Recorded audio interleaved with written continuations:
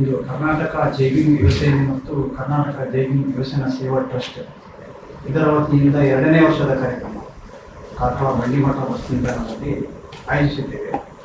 ಈ ಕಾರ್ಯಕ್ರಮದಲ್ಲಿ ನಮ್ಮ ಕರ್ನಾಟಕ ರಾಜ್ಯ ಮಹಿಳಾ ಆಯೋಗದ ಅಧ್ಯಕ್ಷರು ಆಗಮಿಸುತ್ತಿದ್ದಾರೆ. ಈ ಕಾರ್ಯಕ್ರಮಕ್ಕೆ ನಮಗೆ ಮೊದಲನೇದಾಗಿ 17 ತಾರೀಕಿಗೆ ಕಾರ್ಯಕ್ರಮ ನಿಗದಿಯಾಗಿತ್ತು. ಅವರ ಸೂಚನೆಯಂತೆ ಮೇ 24ನೇ ತಾರೀಕಿಗೆ ಭಾನುವಾರ ನಿಗದಿಯಾಯಿತು. ಸ್ವಲ್ಪ ಚೇಂಜಸ್ ಮಾಡಿದ್ವಿ. ಮತ್ತು ಈ ಕಾರ್ಯಕ್ರಮದಲ್ಲಿ ಮಂಜುನಾಥ್ ಬಂಡೇರಿಯವರು, ಮಾನ್ಯ ಶಾಸಕರು, ವಿಧಾನ ಪರಿಷತ್ ಸದಸ್ಯರು, ಆಮೇಲೆ ಲಕ್ಷೇಶ್ವರಂ, ಐವಂಡೇಶ್ ಇನಾಯತ್ ಅಲಿ ಇವರು, ಮತ್ತು ರಾಮಕೃಷ್ಣ ಆಚಾರ್ಯ SKF MD, ಆಮೇಲೆ ನಮ್ಮ ಕಮಲಾಶ ಕಾಮತ್ ಇವರು ಕೂಡ ಆಗಮಿಸ್ತಿದ್ದಾರೆ ಈ ಕಾರ್ಯಕ್ರಮ. ಕಳೆದ ವರ್ಷ ಕಾರ್ಯಕ್ರಮದಲ್ಲಿ ನಾವು ಉದ್ಘಾಟನಾ ಕಾರ್ಯಕ್ರಮದಲ್ಲಿ 750 ಮಕ್ಕಳಿಗೆ ಪುಸ್ತಕ, ಬ್ಯಾಗ್ ಮತ್ತು ಛತ್ರಿ ಮತ್ತು ಸನ್ಮಾನ ಮಾಡಿದ್ವಿ. ಈ ಸಲ ನಮ್ಮದು 2000 ಮಕ್ಕಳಿಗೆ ಪುಸ್ತಕ ಮತ್ತು ಬ್ಯಾಗ್ ಮತ್ತು ಛತ್ರಿಯನ್ನು ಕೊಡ್ತೇವೆ. ಅದರ ಜೊತೆಗೆ SSLC ಮತ್ತು PUC ಅದ 90% ಇದ್ದ ಮಕ್ಕಳಿಗೆ ಸನ್ಮಾನ ಮತ್ತು ಮಾಡ್ತೇವೆ. ಅದರ ಜೊತೆಯಲ್ಲಿ ನಾವು ನಮ್ಮ ಸಮುದಾಯದ ಯಾರು ಅಸೌಖ್ಯದಿಂದ ಬಳಲುತ್ತಿದ್ದಾರೆ ಅವರಿಗೆ ಸಹಾಯಧನವನ್ನು ನೀಡ್ತಾ ಇದ್ದೇವೆ. ಈ ಕಾರ್ಯಕ್ರಮಕ್ಕೆ ಎಲ್ಲರೂ ಆಗಮಿಸಬೇಕು. ಅದರ ಜೊತೆಗೆ ಈ ಕಾರ್ಯಕ್ರಮವನ್ನು ಯಶಸ್ವಿಗೊಳಿಸಲು ನೀವು ಸಹಕಾರ ನೀಡಬೇಕಂತ ನಿಮ್ಮ ಎಲ್ಲ ನಮ್ಮ ಸಮುದಾಯಕ್ಕೆ SC/ST ಮಾತ್ರ ಸಂಬಂಧಪಟ್ಟಿದೆ. ನಮ್ಮ ಟ್ರಸ್ಟಿನ ಮೊದಲನ ಕಾರ್ಯಕ್ರಮದಲ್ಲಿ ನಾವು 750 ಮಕ್ಕಳಿಗೆ ಕೊಟ್ಟಾಗಲೇ ನಮಗೆ ಅದು ಖುಷಿ ಆಯಿತು. ಈ ಸಲ ಅದೇ ರೀತಿ ಆಗಬೇಕು. ಈ ಸಲ ಕಳೆದ ವರ್ಷ ನಾವು ಪತ್ರಿಕಾಗೋಷ್ಠಿ ಮಾಡಿದ್ವಿ. ತಾಲೂಕಿನಲ್ಲಿ 2 ತಿಂಗಳಲ್ಲಿ ಕಾರ್ಯಕ್ರಮ ಮಾಡಿ 750 ಮಕ್ಕಳಿಗೆ ಕೊಟ್ಟಿದ್ವಿ. ಈ ರೀತಿ ನಮ್ಮದು ಚಟುವಟಿಕೆ ಆಗ್ತಾ ಇದೆ. ಮುಂದಿನ ವರ್ಷನೂ ಆಗ್ತದೆ. ಇದಕ್ಕೆ ನಿಮ್ಮೆಲ್ಲರ ಸಹಕಾರ ಬೇಕು. ಅದು ಉದ್ಘಾಟನೆಗೆ ಬರೆದ ಅವರು ನಾಗಲಕ್ಷ್ಮಿ ಮತ್ತೆ ಉದಯಕುಮಾರ್ ಶೆಟ್ಟಿ. ಹೌದು, ಉದಯಕುಮಾರ್ ಶೆಟ್ಟಿ ಅಧ್ಯಕ್ಷತೆಯನ್ನು ಯಾಕಂತೇಳಿದ್ರೆ ಕಳೆದ ವರ್ಷ ಶಾಸಕರಿಗೆ ಕೊಟ್ಟಿದ್ದು ಅಧ್ಯಕ್ಷತೆ. ಈ ಸಲ ಉದಯಕುಮಾರ್ ಶೆಟ್ಟಿಗೆ ಕೊಟ್ಟಿದ್ದೇವೆ. ಹಾಗಾಗಿ ಈಗ 2000 ಮಕ್ಕಳಿಗೆ ಅಂದ್ರೆ ಅದು ಸಮುದಾಯದ ಮಕ್ಕಳಿಗೆ ಸಮುದಾಯದ ಪರಿಷತ್ ಆಲ್ಮೋಸ್ಟ್ ಈಗ ನಮಗೆ 1000 ಅರ್ಜಿ ಬಂದಿದೆ. ನಾವು ಅರ್ಜಿ ಕೊಟ್ಟು ತಗೊಳ್ತಿದ್ದೇವೆ. ನಾವು ಅರ್ಜಿ 1000 ಬಂದಿದೆ ಈಗಾಗಲೇ ನಮಗೆ. ಆ ಪ್ರಕಾರ ನಾವು ಈಗ ಅರ್ಜಿ ಕೊಟ್ಟು ನಾವು ತಗೊಳ್ತೀವಿ. ಲಾಸ್ಟ್ ಡೇಟ್ ಯಾವಾಗ ಅರ್ಜಿ ತಗೊಳ್ಳಿಕ್ಕೆ ಈಗ 9 ತಾರೀಕು ಲಾಸ್ಟ್ ಡೇಟ್ ಮಾಡಿದ್ವಿ. ಅರ್ಜಿಗೆ 9 ಲಾಸ್ಟ್ ಡೇಟ್ ಮಾಡಿದ್ರೆ ಈಗ ಚೇಂಜಸ್ ಮಾಡಿದೆ. ಒಂದು 15ರ ಒಳಗೆ ನಮಗೆ ಅರ್ಜಿ ಬರ್ಬೇಕಂತೇಳಿ ನಮ್ದೊಂದು 15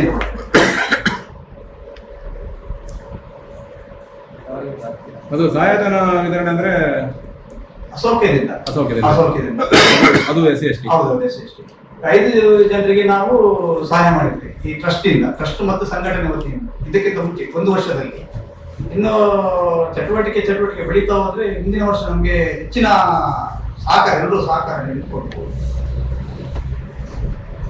ಅಂದ್ರೆ ಸಹಾಯಧನ ಅಸೌಖ್ಯದಿಂದ ಅಂದ್ರೆ ಜನ ಲಿಮಿಟ್ ಇಲ್ಲ ಅದಕ್ಕೆ.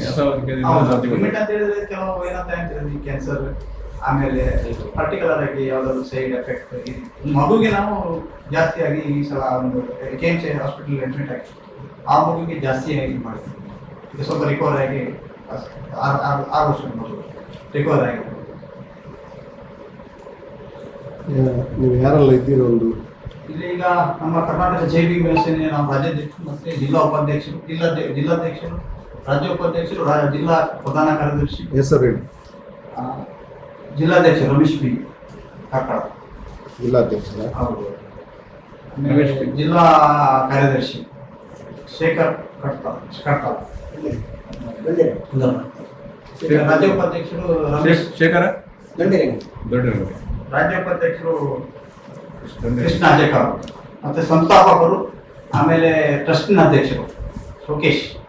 ರಾಜ್ಯ ಉಪಾಧ್ಯಕ್ಷರ ಕೃಷ್ಣ ಅಜೇಕರ್. ಹೌದು. ನಮ್ಮದು ಸಂಘಟನೆ ಮತ್ತು ಟ್ರಸ್ಟ್ ಯಾಕೆ ಮಾಡಿದ್ದೇವೆ ಅಂತ ಹೇಳಿದ್ರೆ ನಮ್ಮ ಸಮುದಾಯರು ವಿದ್ಯಾಭ್ಯಾಸದಿಂದ ಮುಂದೆ ಬರಬೇಕು. ಆ ಉದ್ದೇಶದಿಂದ ಈ ರೀತಿ ಕಾರ್ಯಕ್ರಮ ಮಾಡ್ತೇವೆ. ಯಾವುದೇ ಒಂದು ಸಂಘಟನೆ ವಿದ್ಯಾಭ್ಯಾಸಕ್ಕೆ ಮುಂದೆ ಬರ್ತಾ ಇಲ್ಲ. ನಾವು ಸಂಘಟನೆ ಮಾಡಿದ್ದೇ ವಿದ್ಯಾಭ್ಯಾಸಕ್ಕೆ, ನಮ್ಮವರ ಪರಿಶಿಷ್ಟ ಜಾತಿ ಮತ್ತು ಪರಿಶಿಷ್ಟ ಪಂಗಡ ವಿದ್ಯಾಭ್ಯಾಸಕ್ಕೆ ಮತ್ತು ಅಸೌಖ್ಯದಿಂದ ಕೆಲವರು ನಮ್ಮಲ್ಲಿ ಏನೋ ಅಂತೇಳಿ ತುಂಬ ತೀರ ಬಡತನದಲ್ಲಿದ್ದಾರೆ. ಅವರನ್ನು ಮೇಲೆ ಕೆತ್ತಬೇಕು ಅನ್ನುವಂಥ ಉದ್ದೇಶ ಇಟ್ಕೊಂಡಿದ್ದೇವೆ ನಾವು. ಅದು ಮುಂದಿನ ದಿನಗಳಲ್ಲಿ ಮಾಡ್ತೀವಿ. ಈಗ ನಾವು ಆಲ್ಮೋಸ್ಟ್ ಈಗ ನಮ್ದು ಒಂದು 25% ರೀಚ್ ಆಗಿದ್ದೇವೆ. ಇನ್ನು 75% ರೀಚ್ ಆಗ್ಲಿಕ್ಕೆ ಇದೆ ನಮ್ಗೆ. ಯಾಕೆಂತ ಹೇಳಿದ್ರೆ ಆ ಒಮ್ಮೆಲೆ ರೀಚ್ ಆಗ್ಲಿಕ್ಕೆ ಆಗೋದಿಲ್ಲ, ಹಂತವಾಗಿ ರೀಚ್ ಆಗ್ಲಿಕ್ಕೆ ಸಾಧ್ಯ ಆಗ್ತದೆ.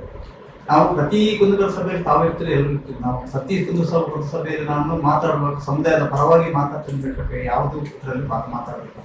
ಕೆಲವು ವಿಚಾರಗಳಲ್ಲಿ ನಮಗೆ ಯಾವುದು ಸಮಾಧಾನಕರವಾಗಿ ಅಲ್ಲಿ ಒಂದು ಇದು ಸಿಗ್ತದೆ. ನಾನು ಎಲ್ಲರೂ ಹೇಳ್ತೇನೆ ನಮ್ಮ ಸಮುದಾಯದವರಿಗೆ, ಬನ್ನಿ ಹೋಗಾಟ ಆಗುವ ಅಂತ. ಕೆಲವರಿಗೆ ಏನಾಗುತ್ತೆ ಅಂದ್ರೆ ಅವರವ್ರದ್ದು ವೈಯಕ್ತಿಕ ಅವರವ್ರದ್ದು ಇದಿರ್ತದೆ.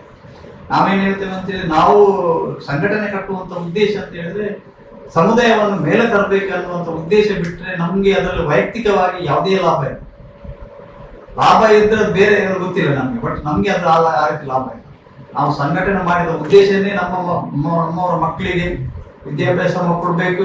ಕೆಲವರು ಏನಾಗುತ್ತೆ ಅಂತ ಹೇಳಿದ್ರೆ 10ನೇ ತರಗತಿವರೆಗೆ ಮಾಡ್ತಾರೆ, 90%. ಮೊನ್ನೆ ಹೋದ ವರ್ಷ 96% ಮಾರ್ಕ್ಸ್ ಬಂದವರಿಗೆ ಯಾವುದೋ ದೊಡ್ಡ ಕಾಲೇಜಲ್ಲಿ ಸೀಟ್ ಸಿಗ್ಬೋದು ಅವ್ರಿಗೆ ಗೊತ್ತಿಲ್ಲ ಇಲ್ಲಿ ಹೋಗ್ಬೇಕಂತ ಹೇಳಿ. ನಾವು ಕಳೆದ ವರ್ಷ ಇಬ್ಬರಿಗೆ ಅವರಿಗೆ ಕೆಲವರು ಹೇಳ್ತಾರೆ 1 ಲಕ್ಷ ಕಟ್ಟಬೇಕಲ್ಲಿ ಅಂತ. ಬಟ್ ಆ ರೀತಿ ಇರಲಿಲ್ಲ. ನಾನು ಹೋಗಿ ಮಾತಾಡಿದಾಗ ಅಲ್ಲಿ 20,000 ಡೈರೆಕ್ಟ್ ಸಮಾಜ ಕಲ್ಯಾಣ ಇಲಾಖೆಯಿಂದ ಫೀಸ್ ಹೋಗ್ತದೆ ನಮ್ಗೆ. ನಾವು ಇಲ್ಲಿ ಎನಿಸ್ಕೊಳ್ಳೋದು ಅಂತ ಹೇಳಿದ್ರೆ ನಮ್ಗೆ ನಮ್ಮವ್ರು ಏನಂತ ಹೇಳಿದ್ರೆ ಮನೆಯಲ್ಲಿ ಕೂತ್ರೆ ಮತ್ತೆ ಇಲ್ಲಿ ಹೊರಗೆ ಹೋಗ್ಲಿಕ್ಕಿಲ್ಲ. ನಾವು ಮನೆಯಲ್ಲಿ ಇರ್ತಾರೆ, ಹೊರಗಿನ ಪ್ರಪಂಚ ಗೊತ್ತಿರ್ತದೆ ಕೆಲವರಿಗೆ. ಹೋದ ವರ್ಷ 2 ಮಕ್ಕಳಿಗೆ ನಾವು ಬಾಲಿಕಾ ಕಾಲೇಜಲ್ಲಿ ಸೀಟ್ ತೆಗೆಸ್ಬಿಟ್ಟಿದ್ವಿ. ಅದರಲ್ಲಿ 20,000 ಮಾತ್ರ ಕಟ್ಟಲಿಕ್ಕೆ ಇವರು ಇಲ್ಲಿ ಎಲ್ಲ ಹೇಳ್ತಾರೆ 1 ಲಕ್ಷ ಕಟ್ಟಬೇಕು, 2 ಲಕ್ಷ ಕಟ್ಟಬೇಕಂತ. ಬಟ್ ಇಲ್ಲ, ಸಹ್ಯಾದ್ರಿ ಇಂಜಿನಿಯರಿಂಗ್ ಕಾಲೇಜಲ್ಲಿ MBA ಮಾಡಲಿಕ್ಕೆ ಆಲ್ಮೋಸ್ಟ್ ನಾವು ಕೆಲವರು 5 ಲಕ್ಷ 10 ಲಕ್ಷ ಬೇಕಾಗ್ತದೆ. 1.5 ಲಕ್ಷದಲ್ಲಿ ನಾವು ನಮ್ಮವರಿಗೆ ಒಬ್ಬರಿಗೆ ಸೀಟ್ ಕೊಡ್ತೀವಿ. ಈ ರೀತಿ ನಾವು ಅವ್ರಿಗೆ ಅವರನ್ನು ನಾವು ರೀಚ್ ಮಾಡ್ತೀವಿ. ಅದಕ್ಕೆ 25% ಮಾತ್ರ ರೀಚ್ ಆಗಿದೆ, ಇನ್ನು 75% ಬಾಕಿ. ಈ ತಿಂಗಳಲ್ಲಿ 4 ತಿಂಗಳಿಂದ ನಿರಂತರವಾಗಿ ಚಟುವಟಿಕೆಯಲ್ಲಿ ಭಾಗವಹಿಸ್ತಿದ್ದೇವೆ. 4 ತಿಂಗಳಲ್ಲಿ ನಮ್ಗೆ ಇನ್ನೂ ನಮ್ದು ಸಕ್ಸಸ್ ಆಗಲಿಲ್ಲ. ಇನ್ನೂ ಸಕ್ಸಸ್ ಆಗಬೇಕಾದ್ರೆ ತುಂಬಾ ಟೈಮ್ ಬೇಕು. ನಮ್ಗೆ ಕಾರ್ಯಕ್ರಮ ಮಾಡಬೇಕು, ಈ ರೀತಿ ಕಾರ್ಯಕ್ರಮ ಮಾಡಬೇಕು. ನಿನ್ನೆ ಮೊನ್ನೆ ಬೆಂಗಳೂರು ಹೋಗಿದ್ವಿ, ಮೇಡಮ್ ಹತ್ರ ಭೇಟಿ ಆಗ್ತೀವಿ. ಅವ್ರು ಓಕೆ ಅಂತ ಹೇಳಿದ್ರೆ ಅವರಿಗೆ 15, 16, 17 ದಿಲ್ಲಿಯಲ್ಲಿ ಕಾರ್ಯಕ್ರಮ ಇದ್ದಿದ್ದರಿಂದ ಅವ್ರು ಡೇಟನ್ನು ಚೇಂಜ್ ಮಾಡಿ ಅಂತ ಹೇಳಿದ್ರು. ಅದಕ್ಕೋಸ್ಕರ 24/5/2026 ಮಾಡುವ ಅಂತೇಳಿ ಕಾರ್ಯಕ್ರಮ ನಿಗದಿ ಮಾಡಿ. ಆಲ್ಮೋಸ್ಟ್ ನನ್ನ ಆಮಂತ್ರಣ ಪತ್ರಿಕೆ ರೆಡಿ ಆಗಿತ್ತು. ಆಮಂತ್ರಣ ಪತ್ರಿಕೆ ರೆಡಿ ಆದ ನಂತರ ಅವ್ರು ಇಂಡಿಯಾ ಕಾಲ್ ಮಾಡಿದ್ರು, ಹೀಗೆ ಆಗಿದೆ ನಮ್ಗೆ, ಸೊ ಚೇಂಜ್ ಮಾಡಿದ್ವಿ. ನಾನು ಬರ್ತಾ ಇದ್ದೇನೆ ಕಾರ್ಯಕ್ರಮ ಮಹಿಳಾ ಇರ್ತದೆ. ಅದಕ್ಕೋಸ್ಕರ ನಾವೀಗ ಆ ಬದಲಾವಣೆಯನ್ನು ಮಾಡ್ತೇವೆ. ಕಳೆದ ಕೆಲವು ದಿನಗಳ ಹಿಂದೆ ನಿಮ್ಮ ಸಂಘಟನೆಯಿಂದ ಶಾಸಕರ ಬಗ್ಗೆ ಒಂದು ಅಪಸ್ವರದ ಮಾತುಗಳನ್ನು ನೀವು ಆಡಿದ್ದೀರಿ.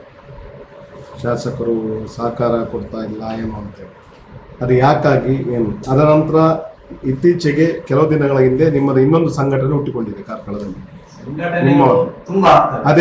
ಅದರಲ್ಲಿ ನೋಡಿದ್ರೆ ನೀವು ಒಂದು ಪಕ್ಷದಲ್ಲಿ ಕಾಣಿಸ್ಕೊಳ್ತೀರಾ, ಅವರೊಂದು ಪಕ್ಷದಲ್ಲಿ ಕಾಣ್ತಾರೆ. ಹಾಗೆ ನಿಮ್ಮ ಏನಾದ್ರು ಪಕ್ಷದೊಳಗಿನ ಆಂತರಿಕ ಸಮಸ್ಯೆಗಳು ನಿಮ್ಮ ಸಮುದಾಯಕ್ಕೆ ಏನಾದ್ರು ಅದರಿಂದ ಇಫೆಕ್ಟ್ ಆಗ್ತಾ ಇದೆಯಾ?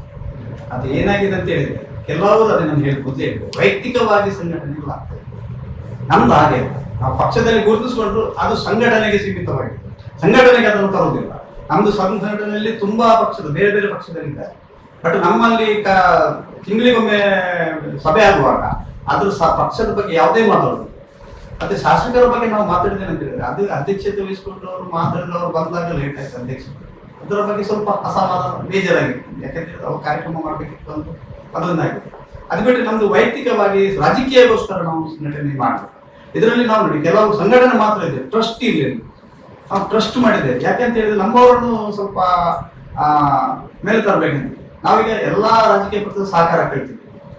ಒಂದೇ ಪಕ್ಷದವರು ಎಲ್ಲ ಪಕ್ಷದವರು ಸಹಕಾರ ಕೇಳ್ತೀವಿ. ನೀವು ಸಹಕಾರ ಮಾಡಿ ನಮ್ಮ ಸಮುದಾಯದಲ್ಲಿ, ಯಾಕಂದ್ರೆ ನಮ್ಮಿಂದ ಅದನ್ನು ಹಾಕ್ಲಿಕ್ಕೆ ಅಷ್ಟು ಬಜೆಟ್ ಅನ್ನು ಹಾಕ್ಲಿಕ್ಕೆ ಸಾಧ್ಯ ಇಲ್ಲದ್ರಿಂದ ನಾವು ಕೇಳ್ತಿದ್ದೇವೆ. ಅದೇ ನಾನು 25% ರೀಚ್ ಆಗಿದ್ದೀನಿ, 75% ಬಾಕಿ ಇರುತ್ತೆ. ಅದನ್ನು ಅದಕ್ಕೆ ಅಲ್ಲ, ಇನ್ವಿಟೇಷನ್ ಹೆಸರು ನೋಡೋ ಗೊತ್ತಾಗ್ತದೆ.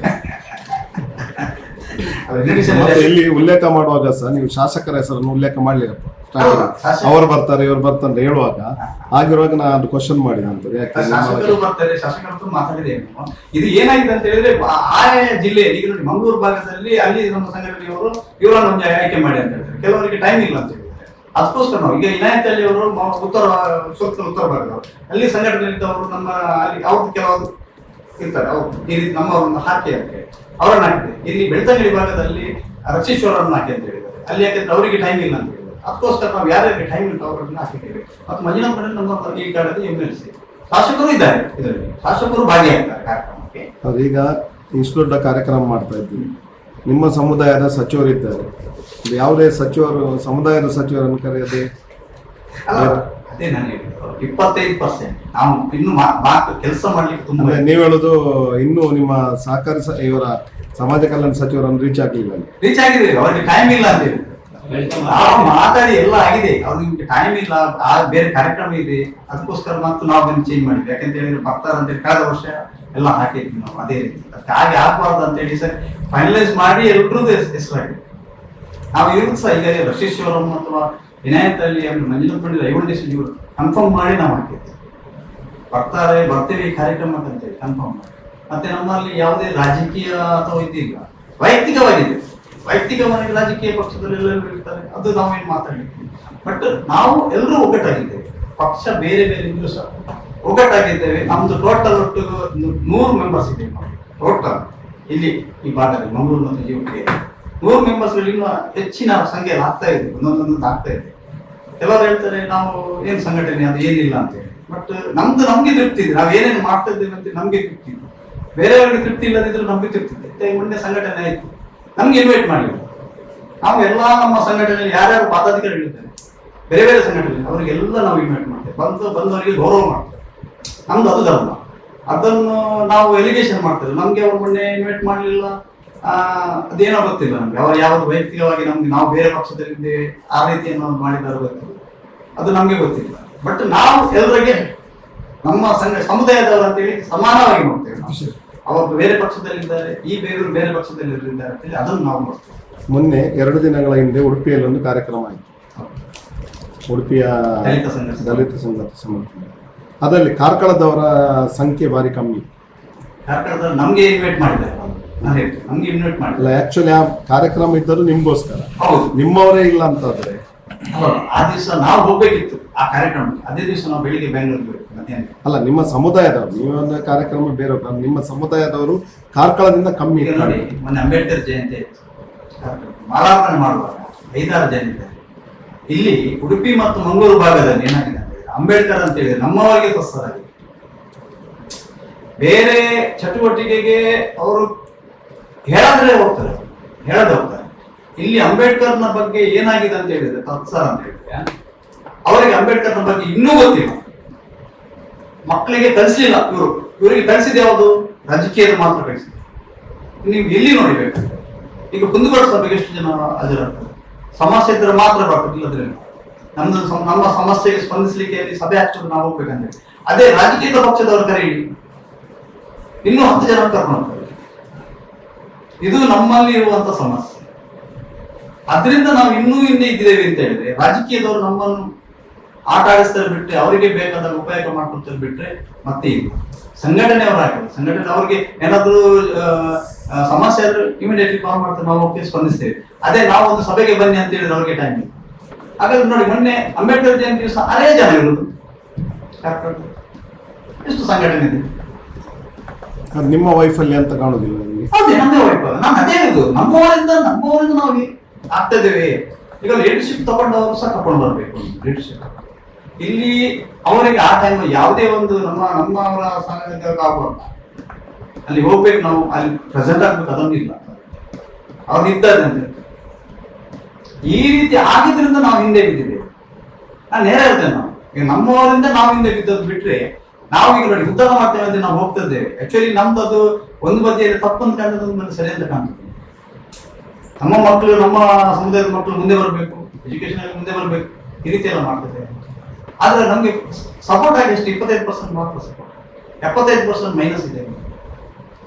ಅದು ರೀಚ್ ಆಗ್ಬೇಕಾದ್ರೆ 5 ವರ್ಷ ಬೇಕು.